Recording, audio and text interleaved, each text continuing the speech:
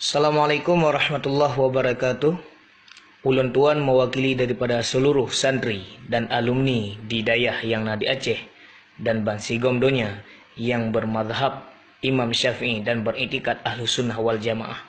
Kepada dro-dro mendum yang berkomentar di sosmed Facebook, nehina dayah, necaci maki ulama, nehina para tengku yang geperno ilmu agama, kegetanya bangsa.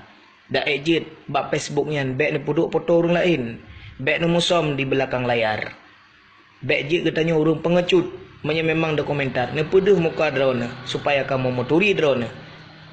Ada tak pegak sabah perdebatan je tak bertemu langsung bek melalui Facebook mentang. Yang kepada orang-orang yang ni bahasa awaknya ke kebagan hater ikut hektar menalah pembenci-pembenci agama, pembenci-pembenci orang yang taat kepada Allah, pembenci-pembenci ulama-ulama, tunggu-tunggu dan orang-orang yang malim di Aceh. Bek sekadar meminta sensasi dengan Facebook yang akun palsu yang musom drone di belakang layar. Tunjukkan wajahmu, tunjukkan wajahmu. Pedih muka drone, bek musom-musom sagai. Terima kasih. Assalamualaikum warahmatullahi wabarakatuh.